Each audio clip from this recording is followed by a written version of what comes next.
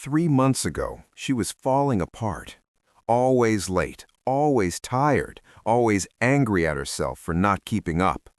From the outside, nothing looked broken, but inside, her mind was loud, her body was heavy, and her life felt stuck in the same exhausting loop. She didn't need motivation. She didn't need another promise. She didn't need a miracle. What changed her life was something most people ignore because it sounds too simple. She stopped trying to fix everything and started doing the minimum correctly. 10 small habits, no hacks, no shortcuts, just basics done every single day. If you feel constantly tired, overwhelmed, and behind, stay until the end. This isn't a story about luck or talent. It's about maintenance. Before we continue, like, subscribe, and share this video. It helps this message reach people who are exhausted from trying everything. Now, stay with the full story. Her name was Evelyn Moore, and she was 37 years old.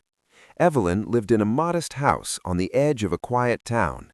Nothing fancy, nothing broken, just constantly unfinished. Laundry waiting, dishes stacking, lists growing longer every day. People knew her as busy, always rushing, always multitasking, always apologizing for being late. She worked, took care of her home, tried to be present for her family, and still went to bed every night feeling like she had failed at everything. Her body felt older than it should, her mind never rested. Evelyn didn't lack intelligence or effort, she lacked order.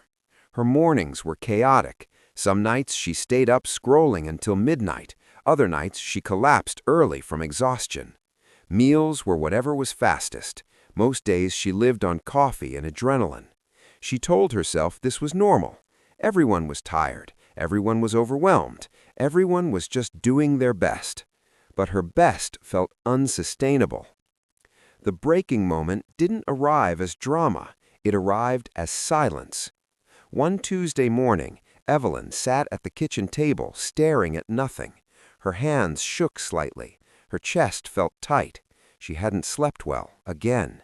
She wasn't sick. She wasn't depressed. She was burned out from disorder. That morning, she walked to the small house next door, the one that always seemed calm. The windows were clean, the garden simple but cared for. The woman who lived there moved slowly, confidently, as if time obeyed her. Her name was Margaret, older, calm, clear-eyed. Margaret opened the door and didn't ask what was wrong. She already knew. She poured a glass of water, motioned for Evelyn to sit, and said something that landed harder than comfort ever could. You don't need a new life. You need maintenance. Evelyn frowned. I've tried changing everything, she said quietly. That's the problem. You're trying to change everything instead of taking care of the basics. Evelyn felt something crack open inside her. She wasn't failing because she was weak. She was failing because she was neglecting the fundamentals. And Margaret was about to show her exactly what those fundamentals were, one by one. Margaret didn't start with advice. She started with observation. She looked at Evelyn's face, the tension around her eyes, the way her shoulders never fully relaxed, the shallow breathing that never quite reached the lungs. You're not tired because you do too much, Margaret said. You're tired because your system is unstable. Evelyn didn't understand at first, so Margaret asked simple questions. What time do you sleep? It depends. What time do you wake up? It depends. Margaret nodded. That's where the chaos begins. She explained it plainly. The body isn't a machine that can be turned on and off randomly. It runs on a rhythm. When sleep changes every day, the internal clock never knows whether to prepare for rest or action. Hormones misfire, energy disappears, anxiety settles in. Evelyn felt exposed. She thought of nights scrolling her phone, telling herself she deserved rest, while her mind stayed overstimulated until exhaustion knocked her out. That's the first habit, Margaret said. Fixed sleep and wake times. Not perfect sleep, predictable sleep. Then she gestured toward the counter. What do you eat? Evelyn hesitated. Coffee, packaged snacks, whatever required the least effort. Margaret didn't shame her. She explained. When the body is constantly inflamed by processed food and sugar, the mind becomes foggy. Decision-making weakens. Motivation drops. You're not lazy. You're undernourished. Real food, simple food, food that once had roots, skin, or feathers. That's the second habit. Margaret stood and looked around the kitchen. Clutter everywhere. Unfinished tasks send signals to the brain, she explained. Each one becomes a silent reminder of failure. When the environment is chaotic, the mind never fully rests. Order isn't aesthetic, it's strategic. 15 minutes a day. Maintenance, not perfection. That's the third habit. Evelyn's chest felt tight, but clearer. Then Margaret placed a book on the table. You consume information all day, she said, but you never train your mind. Reading forces the brain to build meaning instead of absorbing it passively. 10 pages a day compound faster than motivation ever could. That's the fourth habit. Margaret stretched her arms lightly. And the body, she asked? It was designed to move. Movement wasn't punishment, it was circulation. Energy creates energy. That's the fifth habit.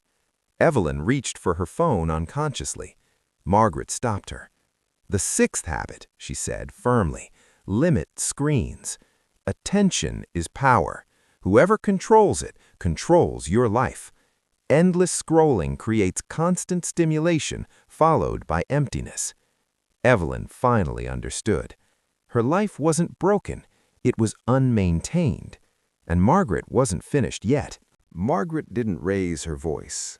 She lowered it, because the next habits weren't about energy or productivity. They were about strength. Everything I've told you so far stabilizes the system, she said. But stability alone doesn't change a life. Direction does. Evelyn leaned forward.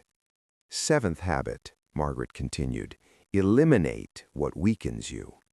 Not add, remove. Most people think improvement comes from doing more goals, more routines, more pressure. But growth, Margaret said, comes from subtraction. She asked Evelyn simple questions. What do you consume that leaves you anxious? What habits drain you after they're done? What conversations leave you smaller than before? Sugar, complaining, endless news, relationships built on negativity. If your life is full of weak habits, Margaret said, strong ones have nowhere to land. Then came the eighth habit. Your environment includes people, Margaret said calmly, and humans copy what's close. Evelyn felt resistance. I can't just change everyone around me. You don't have to, Margaret replied, but you must choose what you listen to. Books, voices, stories, examples. If the people around you normalize chaos, you must deliberately expose yourself to order. Evelyn thought about what she watched, what she read, who she vented to.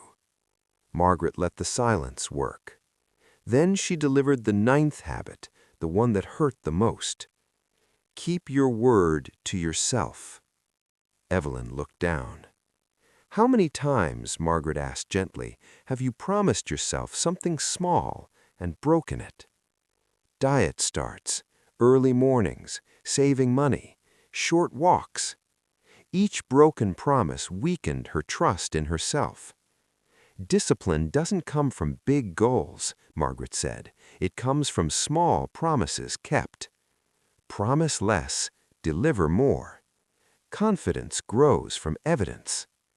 Finally, Margaret stood and opened a window, the room filled with quiet air and birdsong.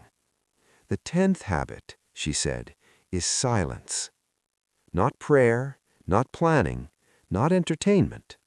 Silence gives the mind space to process, to integrate, to hear itself. 10 minutes a day. People who can't sit in silence, Margaret said, are usually running from themselves. Evelyn felt something settle. These weren't dramatic changes. They were basic responsibilities she had ignored for years. Margaret looked at her kindly. "This isn't a reset," she said. "It's maintenance. And maintenance done daily changes everything." The change didn't happen all at once. It didn't feel heroic. It didn't feel inspiring. It felt awkward. The first week, Evelyn struggled. Going to bed at the same time felt restrictive. Turning off her phone early made her restless. Cooking simple meals felt boring compared to ordering something fast. Sitting in silence for 10 minutes felt unbearable. Her mind searched for excuses. "This is too basic. This won't change anything. I need something bigger." But Margaret's voice echoed in her head. Maintenance works quietly. So Evelyn kept going. She didn't aim for perfect days. She aimed for complete basics. Sleep at the same time, wake at the same time, real food, 15 minutes of order, 10 pages of reading, 20 minutes of movement, less screen time, one habit removed, one promise kept, 10 minutes of silence. Nothing impressive. And yet, something shifted. By the end of the second week, her body felt lighter.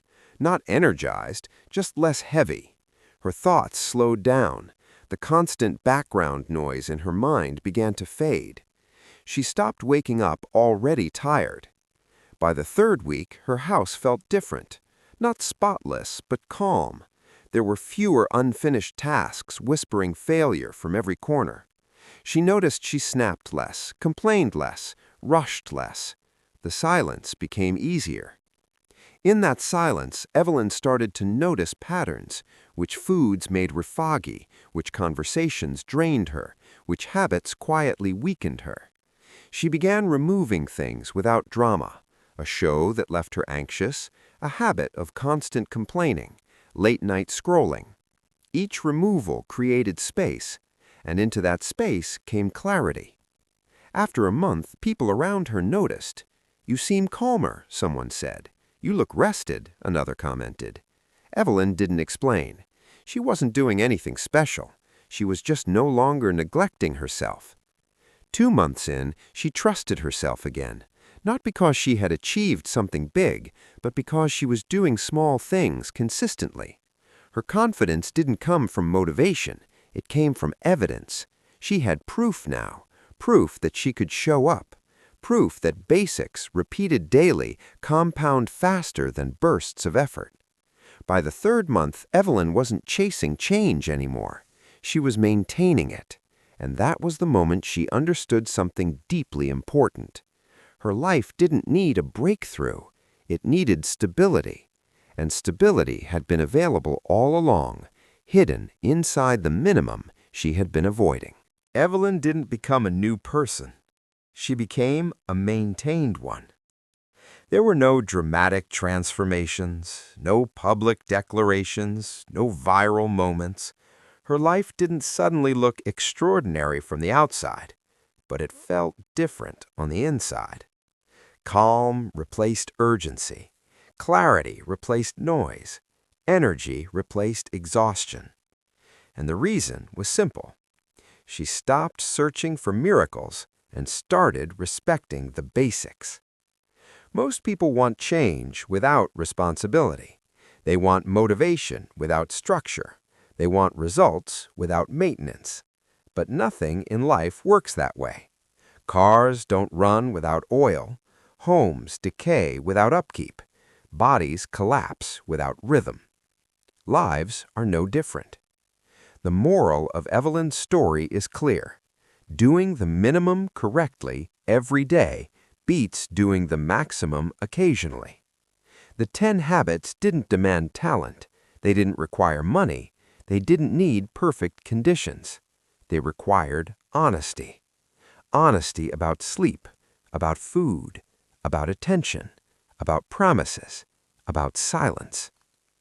Evelyn learned that discipline isn't punishment, it's care. Care for the body that carries you. Care for the mind that guides you. Care for the life you live inside. And if this story feels familiar, take it as an invitation, not a judgment.